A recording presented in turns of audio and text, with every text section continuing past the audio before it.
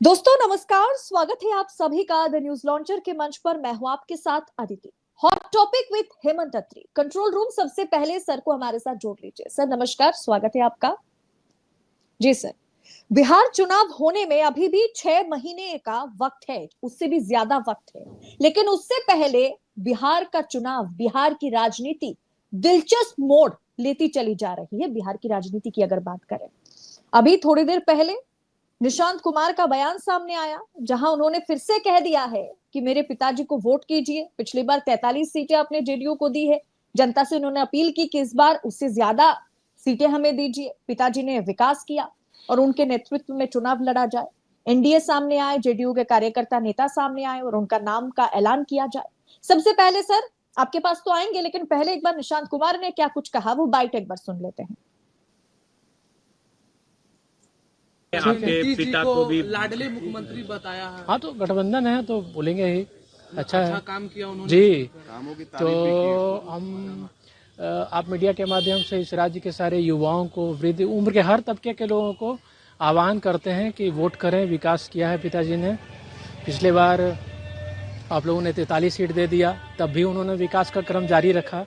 तो इस बार थोड़ा सीट बढ़ाना मांगता है ताकि आगे भी पिताजी विकास जारी रखें। चर्चा ये हो रही है कि आप राजनीति में आना। अरे चलिए, कार्यकर्ताओं की भी डिमांड लगातार। और अपने पार्टी के कार्यकर्ताओं को भी मैं आह्वान करता हूं, जाइए जन जन तक। पिताजी की नीतियां जो उन्होंने 19 साल में काम किया है, विकास किया, उसको जन जन तक पहुंचाएं।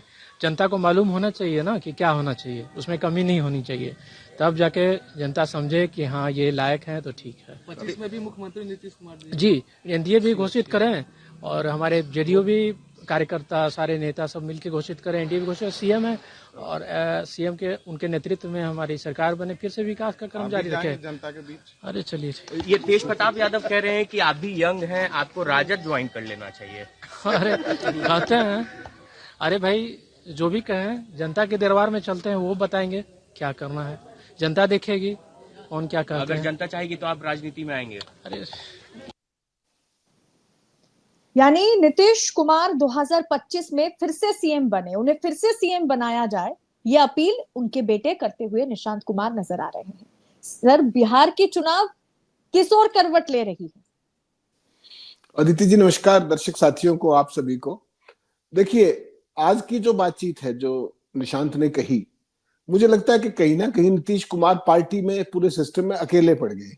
वरना तो उनका पूरा कैबिनेट है, पार्टी का अपना स्ट्रक्चर है, राष्ट्रीय अध्यक्ष से लेकर के तमाम वो है। तो एनडीए अगर उनको मुख्यमंत्री का चेहरा घोषित करे या ना करे, इसकी मांग अगर वो लोग ज्यादा करते तो ज्यादा अच्छा नहीं होता? आपको क्या लगता है? पार्टी के स्तर पर उठती और नेशनल लेवल पे। कल मोदी जी जब आए थे तो सब लोग ये उम्मीद कर रहे थे कि मोदी जी कहीं ना कहीं, क्या पता, उनको पूरी एक चर्चा थी पूरे सिस्टम में कि मोदी जी शायद इनको मुख्यमंत्री का चेहरा घोषित कर देंगे। लेकिन वो लाडला मुख्यमंत्री कह करके और साइड स्टेप कर गए मोदी जी। मोदी जी का टिपिकल स्टाइल है, महाराष्ट्र में भी ऐसे ही करते थे। वो किसी भी सूरत में इस बार बिहार को जीतना चाहते हैं और बिहार में अपना मुख्यमंत्री चाहते हैं। ये बात अब बिल्कुल साफ हो गई है और यही कारण है कि आज नीतीश जी की धर्मपत्नी की जयंती थी, मंजू सिन्हा जी की। तो उनकी प्रतिमा पर माल्यार्पण के लिए गए थे वो भी और निशांत भी, उनके जो बेटे हैं। तो खुद नहीं बातचीत की मीडिया से, खुद तो कोई क्या कहेगा कि मुझे मुख्यमंत्री का चेहरा बनाओ या क्या करो। तो अपने बेटे से उनको ये कहलवाना पड़ रहा है। तो ये कहीं ना कहीं मजबूरी और लाचारी दिखती है। और जो जिस बात की मुझे आशंका पहले थी, मुझे तो वही लगता है कि किसी न किसी तरीके से प्रेशर बना करके अपनी बात को सामने लाना और उसको मीडिया के नैरेटिव में लेकर के आना कि नीतीश जी ही सबसे मुफीद चेहरा रहेंगे एनडीए के लिए। लेकिन मुझे लगता नहीं कि बीजेपी की जो स्कीम ऑफ थिंग्स है, मुझे लगता है कि जहां तक बिहार में वोटिंग का और परिणाम का सवाल है, वो तो रहेगा उड़ीसा की तर्ज पर, जैसे पटनायक साहब को निपटाया गया कायदे से, विधानसभा में भी और लोकसभा में भी। और अब चूंकि विधानसभा का चुनाव है तो ज्यादा इजी है इनके लिए उस बनिस्बत के लोकसभा के, क्योंकि उसमें तो उसकी मदद की जरूरत थी, अभी भी है जरूरत। और जब मुख्यमंत्री बनाने की बात आएगी तो वो महाराष्ट्र मॉडल लागू करना चाहेंगे मोदी और शाह, कि अपना मुख्यमंत्री बनाया जाए, कोई रेखा गुप्ता टाइप, कोई भजनलाल शर्मा टाइप, कोई मोहन यादव टाइप, क्योंकि बड़ा चेहरा तो उनके पास कोई है नहीं बिहार के अंदर सुशील मोदी के बाद। तो उसी तरीके का प्रयोग वो करना चाहेंगे। और नीतीश की ये जो आज जो बोला है निशांत ने, उसमें नीतीश की मजबूरी ज्यादा दिखती है। रणनीति के तहत वो एक खास तरीके का बीजेपी पे प्रेशर बनाने की इनडायरेक्ट कोशिश है, डायरेक्ट कोशिश करने की हिम्मत नहीं बची है पूरे सिस्टम में। तो कहीं ना कहीं एक जो बिहार के समीकरण है वो ये स्पष्टता दिखा रहा है कि सब कुछ स्मूथ नहीं है, लेकिन नीतीश की मजबूरी है एनडीए के साथ बने रहना फिलहाल के लिए। इसलिए अपनी पार्टी से ना कहलवा करके, किसी मंत्री से ना कहलवा के, किसी बड़े नेता से ना कहलवा करके खुद अपने बेटे को उनको मैदान में उतारना पड़ा, ये सब कहने के लिए। सर, एक बार मोदी जी ने जो कल बयान दिया है उसे भी एक बार सुन लेते हैं। लाडला सीएम उन्होंने जो कहा है उसको एक बार सुन लेते हैं, फिर मैं सवालों के साथ आपके पास आ रही हूँ। कंट्रोल रूम एक बार वो वीडियो चला दीजिए। बिहार के लोकप्रिय एवं बिहार के विकास के लिए समर्पित हमारे लाडले मुख्यमंत्री नीतीश कुमार जी, ये मोदी है, ये नीतीश जी है जो किसानों के हक का किसी को नहीं खाने देंगे। बिहार के लोकप्रिय एवं बिहार के विकास के लिए समर्पित हमारे लाडले मुख्यमंत्री नीतीश कुमार जी, ये मोदी है, ये नीतीश जी है जो किसानों के हक का किसी को नहीं खाने देंगे। तो सर, आप ये कहने की कोशिश कर रहे हैं जैसे उन्होंने महाराष्ट्र में एकनाथ शिंदे के साथ किया कि चुनाव से पहले खूब पीठ थपथपाया और चुनाव के बाद उनको पूरी तरीके से साइडलाइन कर दिया गया। क्या नीतीश कुमार के साथ वही होगा? जबकि एकनाथ शिंदे और नीतीश कुमार की कंपैरिजन नहीं चलती पॉलिटिक्स में। नहीं, चुनाव से पहले सारा गुड ह्यूमर में रखा जाएगा, सीट एडजस्टमेंट भी कोशिश की जाएगी कि सारा ठीक ठाक हो। और उसके बाद जो वहां पर क्या हुआ था, देखिए, जब वहां पर चुनाव में जा रही थी बीजेपी, तो तीनों की ज्वाइंट प्रेस कॉन्फ्रेंस कराई जाती थी, अजीत पवार की, शिंदे की, एकनाथ की और देवेंद्र फडणवीस की। मीडिया रह रहकर एक ही सवाल पूछता था, जी आपका मुख्यमंत्री का चेहरा कौन है? तो एक ही जवाब आता था कि आपके सामने बैठे तो हैं। तीनों चूंकि बैठे होते थे तीनों पार्टियों के, कभी भी नाम नहीं लिया गया। और जैसे ही बीजेपी की संख्या ज्यादा आई, वो तत्काल प्रभाव से जो ऑपरेशन करना था वो कर दिया गया, किसी को सांस लेने की भी फुर्सत नहीं मिली। और बगावत का तो आप चांस ही छोड़ दीजिए, जिस तरीके का एजेंसियों का दिल्ली में रोल रहता है, और चुनाव से पहले भी रहता है और बाद में भी रहता है। और जो शिंदे की तो जो पार्टी बनी थी उसमें तो एजेंसी पार्टी बनने में ही रोल था एजेंसियों का। तो वो सारी चीजें बेसिकली जो है वो बिहार पर भी ऐसा लागू ना की जाए, उसका कोई कारण नहीं, पहली बात। तो दूसरी बात यह है कि प्रधानमंत्री इस तरह के गिमिक्स जो कल वो कर रहे थे कि नीतीश हैं, ये मोदी हैं, लाडले मुख्यमंत्री हैं, विकास को समर्पित, ये सारी बातें हैं। और इनका जब भी नीतीश पलटी मारते हैं फिर उनके स्वर भी सारे बदल जाते हैं। हालत ये होती है कि डीएनए, बिहार के डीएनए को भी चैलेंज कर दिया गया था जब नीतीश ने पिछली बार पलटी मारी थी। तो ये सामान्य राजनीतिक जो चीजें चलती रहती है, बयानबाजी, उससे ज्यादा कुछ नहीं है। मोदी और शाह, ये जितने भी इनके एलाई रहे हैं आज तक, from first day till date, सबसे पुराना एलाई कौन था? बादल्स। आज क्या कर रहे हैं? बादल घर बैठे हुए ना। उसके बाद कौन थे? ठाकरेज। उद्धव ठाकरे की क्या स्थिति की? तो किसी को नहीं बख्शा इन्होंने, जितने भी इनके एलाइज रहे, पुराने चौटाला परिवार देख लीजिए, पूरे हिंदुस्तान में कहीं भी चले जाइए, बिल्कुल घर बिठा करके ही छोड़ते हैं। तो इस बार मुझे लगता है कि जो जिस तरह की स्थितियां हैं, नीतीश कुमार ने जो पिछली बार जो पलटी मारी, कहा तो वो इंडिया अलायंस के कन्वीनर बनने की फिराक में थे, दिल्ली में सारा इतना बड़ा जलवा था, और कहा वो आकर के वापस इधर गोदी पलटी मार के इधर आके बैठ गए। तो नीतीश ने कहीं ना कहीं ये रास्ता अपने आप चुना था। और अब जिस तरीके के कथित विजय रथ पर बीजेपी सवार है, चाहे वो हरियाणा में, चाहे महाराष्ट्र में, चाहे अब दिल्ली में आपने देख लिया, तो बीजेपी अब एक खास रणनीति के तहत चुनाव लड़ेगी। चुनाव से पहले नीतीश कुमार बिहार में बीजेपी की मजबूरी है, इसमें कोई शक नहीं, क्योंकि बीजेपी के पास कोई बड़ा चेहरा नहीं। सवाल वही है ना कि महाराष्ट्र, हरियाणा, दिल्ली में इस तरीके से जीत मिलने के बाद क्या मजबूरी है? बीजेपी को इतना आत्मविश्वास नहीं है क्या कि वो बिहार में अकेले के दम पर चुनाव लड़े, नीतीश कुमार को हटा करके चुनाव लड़े?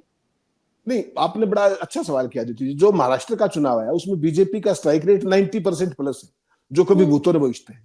लेकिन बिहार के जो जातीय समीकरण है, वहां के जो चुनावी समीकरण है, उसमें बीजेपी की स्कीम ऑफ थिंग्स में नीतीश कुमार इंडिस्पेंसिबल है। ये बीजेपी इस बात को समझती है, क्योंकि बीजेपी के पास वहां कोई बड़ा चेहरा नहीं है बिहार में, पैन हरियाणा, जो एक्सेप्टेबल हो। इसलिए चुनाव परिणाम आने तक नीतीश कुमार उनकी मजबूरी है, क्योंकि 15% के आसपास का उनका सॉलिड वोट बैंक है खराब से खराब परिस्थितियों में। तो उस वोट बैंक को वो चुनाव से पहले नहीं गंवाना चाहेंगे। चुनाव पिछली बार नहीं देखा आपने, कुल 43 सीटों पर ही रह गए थे नीतीश कुमार, उसके बावजूद भी नीतीश कुमार को बनाना पड़ा, क्योंकि मजबूरी होगी, अपना बीजेपी के पास उतने नंबर्स नहीं है। और बिहार की बिहार के अंदर अपनी सरकार बनाना मोदी और शाह का बहुत पुराना सपना है, 2014 से लेकर के अब तक। हर बार उनकी कोशिश रहती है कि किसी तरीके से यूपी और बिहार अपने काबू में रहे, तो हिंदी हार्टलैंड काबू में है फिर, क्योंकि मैक्सिमम सीट्स वहीं पे आती है। तो इस बार जो है उनके लिए सारी स्थितियां मुफीद है। देखिए नीतीश जी की एक तो सेहत ठीक नहीं है, वरना आप एक बात बताइए, आज जब वो अपनी धर्मपत्नी के वहां गए थे तो वो भी तो बाइट दे सकते थे, वो भी तो इस तरह का कोई सिंबॉलिक जेस्चर कर सकते हैं, उन्होंने नहीं किया। पार्टी के किसी और नेता से भी ये बात बुलवा सकते थे, लेकिन उनको पता है कि उनकी पार्टी पे एक खास तरीके का कमांड एंड कंट्रोल किसी और का हो चुका है दिल्ली में, वो है अमित शाह। सारी चीजें उन्होंने अपने मोहरे पहले से ही सेट कर दिए हैं जेडीयू के अंदर भी। तो अब नीतीश उस बात को समझ पा रहे हैं, जब महाराष्ट्र में जिस तरीके का खेला हुआ है तो नीतीश को यह लग रहा है कि खेला मेरे साथ भी हो सकता है, लेकिन पलटी मारने की गुंजाइश बहुत थोड़ी है, क्योंकि अब ये कहीं ना कहीं ये लग रहा है लालू को भी, तेजस्वी को भी, कि इस बार अगर हम चुनाव ठीक से लड़ पाए, माइक्रो मैनेजमेंट कर पाए, तो इस बार मुख्यमंत्री का चेहरा मुख्यमंत्री बनने का अब नहीं तो कभी नहीं टाइप की स्थिति हो जाएगी। क्योंकि आप देखिए लालू की जो सरकार, लालू की पार्टी है, लगातार 22 साल से सत्ता से बाहर है। कुछ समय के लिए नीतीश जी के साथ तेजस्वी डिप्टी चीफ मिनिस्टर जरूर थे, लेकिन डिप्टी सीएम से नहीं बनती बात जब आप इंडिपेंडेंट पार्टी चला रहे हो वहां पर। और उनका सबसे बड़ा, देखिए एक बात तो आपको माननी पड़ेगी कि जो आरजेडी है, आरजेडी की वहां पर बहुत मजबूत स्थिति लगातार रही है तमाम समीकरणों के चलते, और नीतीश वहां पर बैलेंसिंग फोर्स रहते हैं एनडीए वर्सेस इंडिया के पूरे खेल में। बीजेपी जिस तरीके से आजकल चुनाव लड़ती है, उस स्कीम ऑफ थिंग्स का इंटीग्रल पार्ट नीतीश कुमार है। तो ऐसी सूरत में जब 2 बार उनको धोखा दे चुके हैं, तो अब तेजस्वी या लालू बेशक चाहे मान भी जाए, तेजस्वी नहीं मानेंगे कि अब ये पलटू राम चाचा को इधर से उधर करके और कहीं उनको तीसरी बार मुख्यमंत्री बनाए। क्यों बनाए भाई, जब हम चुनाव लड़ सकते हैं। और पिछली बार भी तो बहुत ही थोड़े से मार्जिन से रह गए थे वो, चूंकि कांग्रेस की सीटें थोड़ी आई, जिस तरीके के समीकरण बने। तो तेजस्वी के लिए भी इस बार सरदड़ की बाजी का मतलब है। तो बीजेपी चुनाव तक किसी भी सूरत में नीतीश को नाराज करने का जोखिम शायद ही उठाएगी, बेशक वो खेला जो भी करे, वो जो डेटा। लेकिन सर इतना तो तय है कि चुनावी नतीजे आने के बाद नीतीश कुमार शायद क्या बीजेपी की ओर से या एनडीए की ओर से वो मुख्यमंत्री बन ही नहीं सकते, क्योंकि वैसे भी तीसरी नंबर की पार्टी अभी बनी हुई है। बीजेपी अगर फिर से पहली नंबर की पार्टी बन जाए एनडीए की ओर से, तो वो नीतीश कुमार को वो मौका क्यों देंगे, नहीं देने वाले हैं। और ये बात अच्छे खासे नीतीश कुमार को भी पता है कि मैं मुख्यमंत्री एनडीए की ओर से तो नहीं बन सकता, चाहे कितना भी मुझे लाडला सीएम क्यों ना कह दे। अदिति जी, एक्चुअली क्या हुआ कि जो लोकसभा चुनाव का परिणाम अगर आपको ध्यान हो, जिस तरीके के केंद्र के समीकरण बने थे, उसमें बिना मांगे जिस तरीके से नीतीश ने, चंद्रबाबू नायडू ने समर्थन दे दिया मोदी जी को खुद ही जाकर के, नहीं तो उसमें वो काफी अच्छा मोल भाव कर सकते थे। नीतीश से कहीं ना कहीं वो स्ट्रेटेजी गलती हो गई है, नहीं तो उस टाइम वो ये बार्गेनिंग चिप रख सकते थे कि हम आपको समर्थन तब देंगे जब आप हमें विधानसभा के अंदर वो मुख्यमंत्री का चेहरा घोषित करेंगे। वो तब तो ये उछल कूद करके फटाफट मोदी जी को पीएम बनवा दिया। अब उनको अपनी पार्टी की भी स्थिति पता है कि अगर नीतीश ने ज्यादा उछल कूद करने की कोशिश की, ना तो पार्टी बचेगी, ना संसदीय दल बचेगा, और ना विधायक दल बचेगा, ना चुनाव लड़ने के लायक रहेंगे, क्योंकि एजेंसियां सारे डोजियर तैयार लेके बैठी। 19 साल से तो नीतीश जी मुख्यमंत्री, थोड़े दिन जतिन राम मांझी भी रहे थे। तो जब इतना लंबा शासन आप करते हो, तो निश्चित तौर पर कुछ बेकायदगियां, कुछ अनियमितताएं, कुछ इरेगुलरिटीज हो जाती है। तो जांच एजेंसियों के पास हर व्यक्ति का डोजियर है, तो वो कहीं ना कहीं फॉल्ट लाइन्स है, जिसमें नीतीश जी, जिसके मजबूरियों के चलते नीतीश जी ने ना केवल दिल्ली में बिना मांगे समर्थन दिया मोदी जी को, मोदी जी की सरकार आज भी कहां टिकी हुई है, अगर वैसे आप बात करें न्यूमेरिकली, वो नीतीश की उस पर टिकी हुई है एक बाजू, और दूसरी बाजू चंद्रबाबू नायडू की टिकी हुई है। लेकिन क्या इन दोनों की बार्गेनिंग कैपेसिटी बची है, सवाल ये है। जिस तरीके से हर मुद्दे पर वो जाकर के सपोर्ट कर देते हैं, कंटेंशियस इश्यूज के ऊपर भी लगातार अपना स्टैंड नहीं ले पाते हैं, तो वो नीतीश कुमार जी की लाचारी कहीं ना कहीं लगातार झलक रही है। और वैसे भी अगर नीतीश कुमार के 12 सांसद जो है, वो कहाँ सारे के सारे नीतीश कुमार के साथ है, ये भी तो बात वही आपको मैं वही कह रहा हूं कि जिस दिन नीतीश जी ने कुछ इधर उधर करने की सोची, तो वो ढूंढते रह जाएंगे, पार्टी को भी, संसदीय दल को भी, विधायक दल को भी। वरना आप एक बात आइए, आज की तारीख में तो आप सिटिंग चीफ मिनिस्टर हैं, आपके पास अभी लंबा समय भी है, इस साल के एंड तक चुनाव होना है। तो वो चाहते, तो ये जो बात उनके बेटे ने कही, निशांत ने, कि उनको एनडीए का सीएम घोषित किया जाए, क्या पार्टी का कोई नेता नहीं कह सकता था? लेकिन नीतीश जी का उन पर भरोसा ही नहीं बचा शायद, तभी तो अपने नॉन पॉलिटिकल बेटे से ये बात कहलवानी पड़ी। नीतीश जी का बेटा तो अभी राजनीति में नहीं है, सक्रिय राजनीति में, ना उसने कोई चुनाव लड़ा है। उससे भी पूछा गया कि भाई आप राजनीति में आना चाहेंगे नहीं, उसने कहा कि देखेंगे, जनता तय करेगी। तो एक नॉन पॉलिटिकल आदमी से इतनी बड़ी पॉलिटिकल स्टेटमेंट दिलाना, आपको क्या लगता है कि मजबूरी ही रही होगी कोई ना कोई? वरना तो पार्टी में इतने नेता घूम रहे हैं भाई, इतने मंत्री हैं, इतने सीनियर लीडर हैं, पार्टी का राष्ट्रीय अध्यक्ष भी है, किसी से भी कहलवा देते, क्यों नहीं कहलवा पाए? तो कुछ तो कारण होंगे ना, इसलिए बेटे को उतारना पड़ा। जेपी नड्डा भी 2 दिन के लिए बिहार दौरे पर पहुंचे, वो तस्वीर भी दिखा देते हैं कि वो नीतीश कुमार के साथ एक ही सोफे पर बैठे हुए हैं, मुलाकात हुई। बिल्कुल देखिए साथ बैठे हैं, लेकिन बार बार नीतीश कुमार के बेटे निशांत कुमार ये ऐलान कर रहे हैं कि एनडीए वालों को सामने आकर के ये कह देना चाहिए कि मेरे पिताजी जो है उन्हीं के चेहरे पर चुनाव लड़ा जाए और चुनाव के बाद वही मुख्यमंत्री बने। आपने बिल्कुल सही कहा कि वो एक नॉन पॉलिटिकल पर्सन है जो राजनीति से दूरी बना करके रखते हैं, और ये पहली मर्तबा नहीं, कुछ समय पहले लगभग 1 महीने पहले फिर से उनका यही बयान आया था कि मेरे पिताजी ने अच्छा खासा विकास किया है, तो आप उनके चेहरे पर ही उन्हें वोट कीजिए। उन्होंने बीजेपी के लिए, एनडीए के लिए वोट नहीं मांगा, उन्होंने जेडीयू और अपने पिताजी के लिए ही वोट मांगा है। और ये लगातार नरेंद्र मोदी का दौरा, जेपी नड्डा का दौरा, और अभी तक सीएम चेहरा कौन बनेगा इस पर फाइनलाइजेशन कुछ नहीं हुआ, और बेटे का बयान सामने आ रहा है। नहीं अदिति जी, होगा भी नहीं, तय मान के चलिए। मुख्यमंत्री का चेहरा मोदी और शाह के नाम से हमेशा कहेंगे हमारे नेता है, हमारे नेता है। सीएम का चेहरा कभी घोषित नहीं करेंगे नीतीश को, वो ये तय मान के चलिएगा।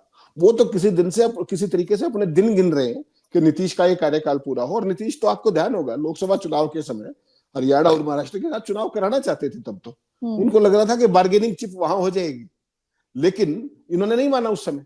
अब बीजेपी को ये 6-8 महीने पार करने मुश्किल हो रखे, क्योंकि नीतीश की सेहत जिस तरीके की है, जिस तरीके का उनका मानसिक, वो सारी चीजें आपने विधानसभा के पटल पे भी देखी, बाहर भी वो मीडिया से हर बार बचते दिखते हैं। लोकसभा के चुनाव में भी आपने बहुत बार देखा कि बहुत बार नीतीश मोदी जी के साथ नहीं होते थे, प्रचार के दौरान बचते थे, पता नहीं क्या बोल दे। तो बहुत सारी दिक्कतें दोनों तरफ की है, ऐसा नहीं है कि एक तरफ की है। और तेजस्वी जो बात है ना कि नीतीश को बार बार लोग कहते हैं कि पलटी मारने वाले, नीतीश की पलटी का सारा स्कोप मेरी नजर में, आई मे बी रॉन्ग 100%, क्योंकि पॉलिटिक्स बहुत अनप्रेडिक्टेबल बिजनेस है, लेकिन नीतीश के पास अब पलटी का स्कोप इसलिए नहीं बचा देती क्योंकि देखिए तेजस्वी की पार्टी लगातार 21-22 साल से सत्ता से बाहर है, और उनके लिए एक बहुत मुफीद मौका है ये। देखिए विफलताएं क्या क्या है, अगर मोदी और ये अपने क्या नाम है नीतीश कुमार की जोड़ी वोट मांगने चलती है और अपने तेजस्वी ठीक से चुनाव लड़ पाते हैं, नैरेटिव को सेट कर पाते, तो बिहार को एनडीए से मिला क्या? 2014 में प्रधानमंत्री जी ने क्या कहा था कि बिहार को स्पेशल राज्य का दर्जा देंगे, आज तक मिल गया क्या? 2015 में मोदी जी ने क्या कहा था कि कितने का आपको पैकेज दूं, 1 लाख करोड़, 80,000 करोड़, 1 लाख करोड़, 1.25 लाख करोड़, 1.25 लाख करोड़ की घोषणा कराई कि 1.25 लाख करोड़ का पैकेज दे दिया। आज तक उस पैकेज का क्या हुआ कोई हिसाब किताब नहीं। ऐसे ही भागलपुर के अंदर उन्होंने विश्वविद्यालय बनाने की बात की थी, उसकी ईंट नहीं लगी आज तक। 3 नए एयरपोर्ट बनाने की बात की थी, वहां बहसें चल रही। तो बेसिकली क्या है कि रिपोर्ट कार्ड के नाम पर जो इनकी जो स्लेट है वो खाली है नीतीश की, जो विकास की बात करें, जो सपने दिखाए गए थे, और मोदी का जोड़ा खाली है। मखाने का चर्चा करने के अलावा उनके पास बिहार में क्या था, क्या रोड मैप दिखाया उन्होंने? सिर्फ लफाजी की, मखाने खाता हूं मैं, ये करता हूं मैं, वो करता हूं। आमतौर पर जब चुनाव में आप जाते हो तो किस बात पे जाते हो कि हमारी ये परफॉर्मेंस रही, ये हमने किया और ये हमारा विजन है अगले 5 साल के लिए। लेकिन हकीकत ये है कि एनडीए के नीतीश और मोदी के शासन में बिहार तो अगर देखोगे तो आप नेट लूजर ही है। आज भी भारत सरकार का कोई आंकड़ा आप उठा लीजिए, आरबीआई से लेकर के फाइनेंस मिनिस्ट्री का कोई भी, इस देश में सबसे गरीब और पिछड़ा हुआ राज्य कौन है? बिहार। तो फिर वह डबल इंजन हो, ट्रिपल इंजन हो, या जो भी डिस्ट्रप्टेड इंजन हो, वो तो सारा लोगों को दिख रहा है ना कि लोगों के जीवन की गुणवत्ता में क्या फर्क पड़ा। तो जवाब है नहीं पड़ा। सुशासन बाबू कहते हैं, सुशासन बाबू के राज में तो इतना, अगर दिल्ली में आपकी भागीदारी है, मोदी प्रधानमंत्री है, तो बिहार का नक्शा पलट जाना चाहिए था, नहीं पलटा ना। और मोदी उन बातों का जिक्र भी नहीं करते। अब केंद्रीय विश्वविद्यालय की बात हो, एयरपोर्ट्स की बात हो, पैकेज की बात हो, स्पेशल स्टेटस की बात हो, वो तो हमने बजट में भी देखा था, इस बार दिखाया गया था कि बिहार के लिए बहुत कुछ, बिहार के लिए बहुत कुछ, इतनी सौगात, इतनी रकम, लेकिन कुछ भी नहीं। मतलब हकीकत अगर देखें, वैसे गोदी मीडिया चलाने की बहुत कोशिश की थी कि बिहार चुनाव से पहले मोदी ने बहुत तोहफा दिया इस बार बिहार को। सर मेरा ये सवाल भी है कि क्या वजह यह भी है कि नीतीश कुमार के साथ भारतीय जनता पार्टी कोई भी खींचतानी में जाना चाहती इसलिए भी नहीं है क्योंकि विपक्ष मजबूत हो रहा है, आरजेडी और कांग्रेस का जो गठबंधन है वो इस बार मजबूत हो रहा है, लगातार एक महीने के भीतर 2-2 बार राहुल गांधी दौरा कर चुके हैं। वहां के प्रभारी बदले गए, कृष्णा अल्लावड़ू को वहां पर प्रभारी के तौर पर इस बार कांग्रेस ने मैदान में उतारा। कांग्रेस इस बार हर तरीके से ये कोशिश कर रही है कि कहीं पर भी उनकी गलती के चलते महागठबंधन को नुकसान ना हो। इस बार विपक्ष मजबूत है, इसलिए भी शायद मोदी, शाह या दिल्ली दरबार नहीं चाहता है ये दिखाना कि हमारा गठबंधन जो है वो कमजोर है। देखिए अदिति जी, बिहार की राजनीति हो जाए इस देश के बाकी राज्यों की तरह ही जातिगत समीकरणों पर बहुत ज्यादा टिकी हुई है। और जिस तरीके से मोदी शाह चुनाव लड़ते हैं, डेटा मैनिपुलेशन के जरिए, वोटर लिस्टों की मैनिपुलेशन के जरिए, वोट कटवाने के जरिए, नए नाम जुड़वाने के जरिए, इसको लोग कहते हैं माइक्रो मैनेजमेंट। लेकिन अगर इसको सही मायने में आप देखें लोकतंत्र की दृष्टि से, तो ये माइक्रो मैनेजमेंट नहीं है, माफ कीजिएगा, ये माइक्रो मैनिपुलेशन। तो कांग्रेस पार्टी और जो अपने आरजेडी है उनके लिए सबसे बड़ी चुनौती ये है कि बहुत समय रहते बीजेपी की इन कलाकारियों को पकड़ ली। आपको अगर ताजा उदाहरण याद हो तो किस तरीके से अरविंद केजरीवाल को फोकस और टारगेट और पिन पॉइंट करके चुनाव हरवाया गया दिल्ली में, जबकि उन्होंने बीजेपी का सारा खेल पकड़ लिया था कि एक घर में इतनी वोटें बन रही है, एक एमपी के घर के नाम से इतनी वोट बढ़ रही है, सर्वेंट क्वार्टर के नाम से, सब कुछ पकड़ लिया था। लेकिन जब तक पकड़ा तब तक खेला हो चुका था, वोट कट भी चुके थे और नए नाम जुड़ भी चुके थे। उन्होंने तो बाकायदा कंस्टिट्यूंसी वाइज बताया, हैदरा में ये हो रहा है, इधर नई दिल्ली में ये हो रहा है। उसके बावजूद क्या हुआ, बीजेपी ने खेला कर दिया, 1.5% वोटों में सारा सब कुछ पलट गया। तो चुनाव बहुत ही माइक्रो मैनेजमेंट के साथ चुनाव लड़ना पड़ेगा। केवल आपने देखा होगा लोकसभा चुनाव के अंदर भी बहुत जबरदस्त क्रेज था तेजस्वी के प्रति, पिछले विधानसभा चुनाव में भी जबरदस्त क्रेज था, बहुत बढ़िया चुनाव भी लड़ा। लेकिन कांग्रेस को दी गई सीटें प्लस उसका जो स्कोरिंग था बहुत ही खराब रहा। तो क्या कांग्रेस पार्टी कम सीटों पर मान जाएगी? क्या तेजस्वी इस बात पर क्या राहुल उस गेम को समझ करके और अपने कुछ हितों को कहेंगे कि भाई सरकार बढ़ा लो, कोई बात नहीं, हमारी 4 सीटें कम सही। तो वो बहुत एक बारीकी से चीजें करनी पड़ेंगी। बीजेपी अभी से पहले जब हम और आप बात कर रहे हैं, वो अपना गेम बिहार में जमाना शुरू कर चुकी है। जैसे आपने देखा 40 लाख वोट महाराष्ट्र में कहां से आ गए थे, तो अब वो वोट कहीं ना कहीं जाने हैं। तो बहुत सारे लोग कहने लगे कि अब वो वोट बिहार की तरफ चलेंगे। तो उन चीजों पर क्या नजर रख पाएंगे? जितना उस खेल को रोक पाएंगे उतना ही महत्वपूर्ण तरीके से, इफेक्टिव तरीके से चुनाव लड़ पाएंगे। बीजेपी को केवल आप चुनाव, जो पारंपरिक चुनाव है उस दृष्टि से चुनाव नहीं लड़ सकते उनके साथ। आपको बीजेपी को हराना है तो बीजेपी की दृष्टि से ही चुनाव लड़ना पड़ेगा, जैसे वो लड़ते हैं पन्ना प्रमुखों के जरिए, एक एक वोट संभालने के जरिए, आरएसएस की पूरी फोर्स के जरिए, डेटा मैनिपुलेशन के जरिए, और पहले दिन से चुनाव में पूरा होम कर देने के जरिए। क्या कांग्रेस पार्टी उतना कर पाएगी? क्योंकि मेन प्लेयर तो तेजस्वी, कांग्रेस पार्टी तो उनके साथ खड़ी रहेगी। तो इन दोनों की अंडरस्टैंडिंग क्या है, इन दोनों की केमिस्ट्री क्या है, राहुल और तेजस्वी की? देखिए यूपी के अंदर बहुत बढ़िया थी अपने राहुल की और क्या नाम है अखिलेश की। तो लोकसभा में आपने परिणाम देखा, अपने लोकसभा में बिहार के अंदर भी काफी अच्छा दिख रहा था, लेकिन परिणाम उस रूप में नहीं आ पाए। तो उन गलतियों से सीखते हुए क्या राहुल और तेजस्वी सेम पेज पर? अभी आपने देखा होगा पिछली बार जब राहुल गए थे तो सर सीधे सीधे वो जाकर के लालू के घर बैठे, as if they are family friends, और वो पूरी उन्होंने ऑप्टिक्स क्रिएट करने की कोशिश की कि लालू और हमारे बीच में कोई मतभेद नहीं है। वास्तव में अगर राहुल और अपने तेजस्वी बीजेपी और एनडीए की नाकामियों को गिनवा पाए विज़ विज़ बिहार कि क्या वायदा किया है पिछले 20 सालों में और क्या अचीव किया है, अगर उस नैरेटिव को माइक्रो मैनेजमेंट के साथ चुनाव लड़ पाए तो उनके लिए इस बार डू और डाई की सिचुएशन है, स्थिति है चुनाव जीतने की। लेकिन जिस तरीके से बीजेपी लड़ती है चुनाव आयोग की मदद से, एजेंसियों की मदद से, उसमें उनको एक्स्ट्रा केयरफुल होकर के फुल टाइम पॉलिटिक्स करनी पड़ेगी। उसमें इस बार तो बीजेपी और जेडीयू भी समीकरण में फंस जाएंगे, क्योंकि पिछली बार 50-50 वोट सीट शेयरिंग हुई थी। इस बार वो चांसेस तो बीजेपी नहीं लेगी। अगर उसको फिर से सबसे बड़ी पार्टी बनना है, अपने मुख्यमंत्री बनाना है, तो इस बार 50-50 फॉर्मूले पर तो वो जेडीयू के साथ मैदान में नहीं नजर आएगी। अदिति जी, चुनाव तक सारी बातें बिल्कुल, ये अंदर चाहे कुछ भी होता रहे, बाहर ये कोई चीज नहीं आने देंगे। आर्म ट्विस्टिंग करनी पड़े, चाहे जो करना पड़े, चुनाव के बाद जो खेला करना है उसको लेकर के मोदी और शाह क्लियर है। तो सीटों का एडजस्टमेंट कैसे हो, क्या हो, प्रेजेंट आपकी एग्जिस्टिंग सीट कितनी है, पिछली बार स्ट्राइक रेट क्या था, उन सारी चीजों को देखती है। और एक बात मान के चलिए, अगर नीतीश बीजेपी के साथ तक चुनाव तक पहुंचते हैं तो अल्टीमेट लूजर नीतीश ही रहेंगे, उनके साथ खेला होना निश्चित है। केवल एक चुनाव होने की बात है। नीतीश प्रतिरोध की स्थिति में नहीं लगते मुझे, अगर वो यहाँ रहते हैं, और यहाँ रहने के अलावा उन्हें कोई ठोर भी फिलहाल दिखाई नहीं देता है। नहीं देना। जी सर, बहुत बहुत शुक्रिया न्यूज लॉन्चर के मंच पर हमारे साथ जुड़ने के लिए। यानी कुल मिलाकर के देखा जाए तो भारतीय जनता पार्टी हर हाल में नीतीश कुमार के साथ इस बार बिहार विधानसभा चुनाव में खेला करने वाली है।